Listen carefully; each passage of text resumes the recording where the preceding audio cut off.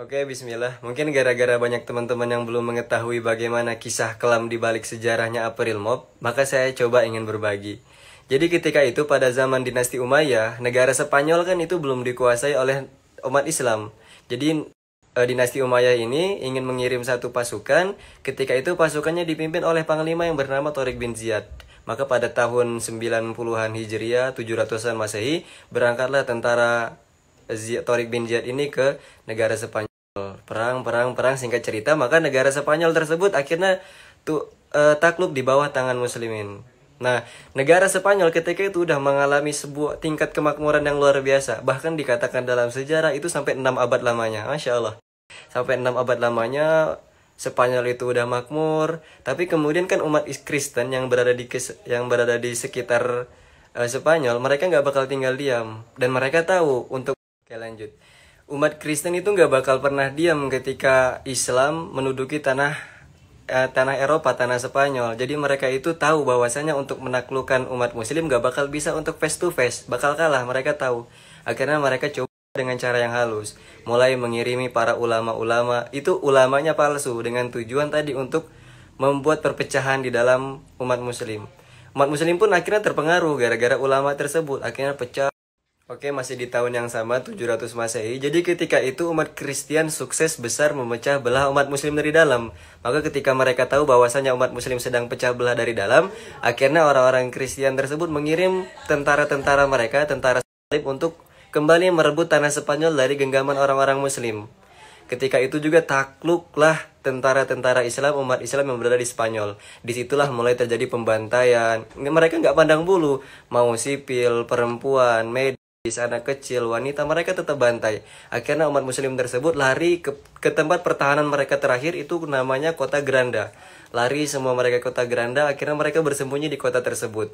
Akhirnya gara-gara orang-orang Kristen tersebut tahu bahwa umat Muslim bersembunyi di balik kota tersebut, mereka mengatakan, silahkan keluarlah dari kota ini, kami telah menyiapkan kapal-kapal di teluk, di pelabuhannya, di ujung kota Granda, kalian boleh dengan damai keluar. Nah, setelah mendengar kejadian seperti itu, ada sebagian yang umat Muslim akhirnya percaya. Mereka demi terselamatkan jiwa mereka, kemudian mereka pergi ke pelabuhan agar mereka itu selamat. Dan sebagian juga ada yang merasa ini adalah tipu daya. Akhirnya sebagian besar tersebut pergi ke pelabuhan, tetapi itulah yang Allah katakan, innahum yakiduna kaida. Sesungguhnya orang-orang kafir itu membuat tipu daya yang sangat luar biasa. Setelah sampai di pelabuhan, kapal tadi itu dibakar sama orang-orang Kristen.